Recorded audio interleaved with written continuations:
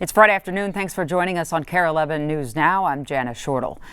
Just this afternoon, the family of Sofia Forcas, one of the students shot during that deadly mass shooting at Annunciation, is going to give an update on her condition more than a week after she was injured. Also happening this afternoon, students across the Twin Cities are walking out of school, calling for an assault weapons ban. The plea for action comes in response to that mass shooting at Annunciation last Wednesday. The walkout started at noon with students of SPCA, Hiawatha, Washburn, Edina High School, and more joining this march demanding an end to gun violence. At the same time, faith leaders and advocates are standing together at our state capitol. They're calling for an immediate legislative session to ban what the kids are asking for, ban assault weapons and high-capacity magazines. And we are also hearing from the parents of several of the victims, including one of the youngest victims at last week's shooting at Annunciation. 6-year-old David Haig got home after a successful surgery on Monday, and Kent talked to his family. There are no words for what Annunciation Catholic school families endured. Someone brought me down to the gym where the kids were, and I found my older two kids, and neither of them knew where their little brother was. Brittany Haig has tried to put into words what came next. The longest 15 minutes of my life. Describing not only how she came to learn that her 6-year-old son David was shot, but how he was saved by quick and caring first responders and capable doctors at HCMC. I think he might have been there before I got the first text message, is how fast they moved, and it saved his life. Brittany and her husband Joe say David had surgery to repair a lacerated spleen and remove shrapnel throughout his body. And though he went home on Monday, graze wounds from additional bullets. Back of his head. 2 places in the back of his head, yeah. Act as reminders of how much worse it could have been. Physically, he's recovering incredibly well. He has had trouble finding words for what happened to him. He talks about there being a bad guy. They also struggle with words to comfort their 3 kids through the confusing mix of gratitude, fear, and trauma. It's like a wave of relief and a wave of what comes next. What has come is a predictable parade of elected leaders, and they felt compelled to speak out after seeing the visit and departing comments from Vice President J.D. Vance. I think all of us, Democrat, Republican, and Independent, want these school shootings to happen less frequently. Hopefully there's some steps that we can take to make that happen. If this is such a problem, and you are praying for action, and you have been given a source of power to make a change, how is that not an answer to your prayer? It's why their prayer is for Vance and all elected leaders to act, begging in writing for bans on assault weapons, bump stocks, and high-capacity magazines, stronger licensing and background checks, and more funding for school safety, Medicaid, and public hospitals like HCMC. We have to do something. We have to do more than one thing. We have to try. There are no words that can touch my pain, but there are actions we can take so that no parents ever feel this pain again. We also heard from the mother of 9-year-old Vivian St. Clair. Her family says Vivian was shot several times and she was rushed to the hospital after running and hiding for several minutes during the attack. After several minutes of chaos and hiding under the pew, she followed her teacher to safety at the school. It was there that her friend said to her, "Vivi, are you okay? You have a hole in your back." After being hospitalized at HCMC, I got to take her home. I got to take my child home after this horrific massacre. But the Moiskis didn't, and the Merkles didn't. We all dropped our kids off that morning, but we didn't all get to take our kids home. And that level of heartbreak is unfathomable.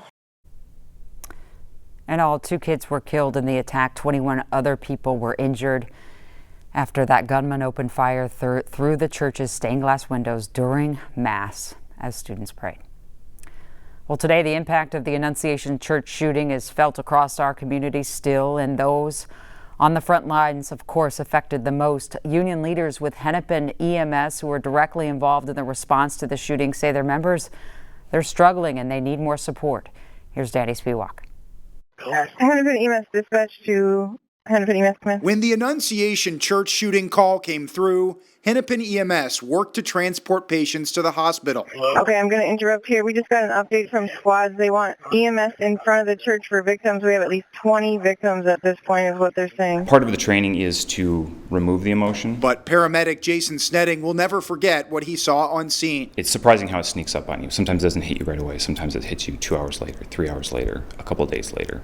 But Snetting and other union representatives from the Hennepin County Association of Paramedics and EMTs said at a Capitol News conference Thursday that Hennepin EMS leaders have not offered enough support. Some of my colleagues directly involved with the event had received pushback from management when trying to take time away to deal with the impact. Hennepin EMS Chief Marty Shear has acknowledged the toll. But no matter how much you train for it, it's still really difficult on the team. One day after the shooting, Shear indicated that he had given some workers time off. They're doing pretty well. We gave most of the people the day off today that were there yesterday, but they'll come back to work and do the same thing over again. But union leaders, including Dan Kiley representing the dispatchers, are asking for built-in time off following traumatic incidents. In reality, behind the scenes, responders were grieving while still being told to actively remain available for calls. DFL Senator Judy Seeberger and Representative John Hewitt say they plan to push for more EMS funding to bolster staffing.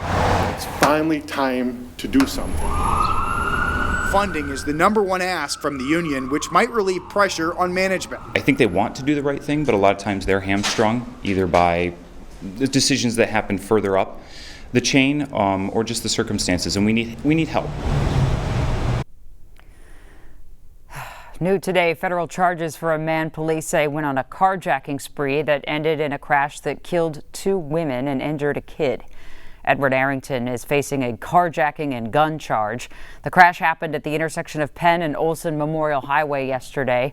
Earlier, before the crash, police say the suspect crashed his own car on Lake Street, tried twice to steal someone's car and was successful the second try. When police saw him in the stolen car, they tried to stop him and then they started chasing. The 45-year-old suspect then crashed into that other car on Highway 55. We have to balance the need to apprehend, in this case, a dangerous and violent gunman with the risk that these pursuits pose to the public. So we limit our pursuits only to those cases where we believe an immediate apprehension is necessary. Police tell us the 2 women are 25-year-old Marissa Casebolt and Liberty Borg. They both died at the scene. The young boy, who was also in one of the cars, was hurt but is expected to survive. And for the rest of you drivers in the Twin Cities, there's some major highway closings this weekend that you might want to know about. Here's Cece with the impact to your travel plans. St. Paul drivers, crews are going to close 94 eastbound this weekend between Highway 280 and then 35E. Work will start at 10 Friday night and then wrap at 5 Monday morning. But all weekend, you'll want to detour on Highway 280, Highway 36, and then 35E. Keep in mind, because at this same time, 35E northbound will shut down between Highway 5 and then University Avenue, which is not too far from downtown. For that closure, you'll want to detour on 94 and then circle around on 494.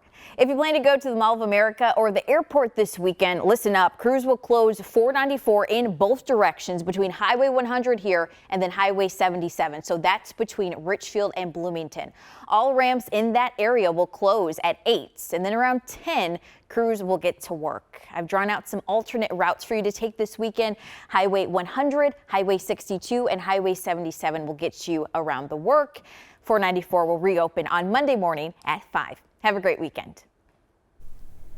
Thanks, CC. Right now, ICE raids are taking place across the country. Federal agents were seen rounding up workers at a Hyundai EV plant in Georgia. They took 475 people into custody.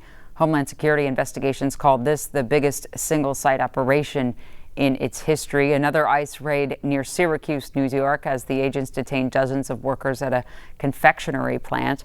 The agents reportedly spent hours questioning plant employees and then took 60 into custody. The company's owner says all of his workers have legal documents to work there. At the same time, Chicago is putting a major festival celebrating Mexican independence on hold as the city braces for an ICE surge and protests there this weekend. Illinois Governor J.B. Pritzker said the ICE raids are expected Saturday, but they could start any time. The El Grito Festival organizer said the decision was made at Pritzker's request, as more than 300 immigration agents are expected to come to Chicago. Stay with us. More news and weather after the break.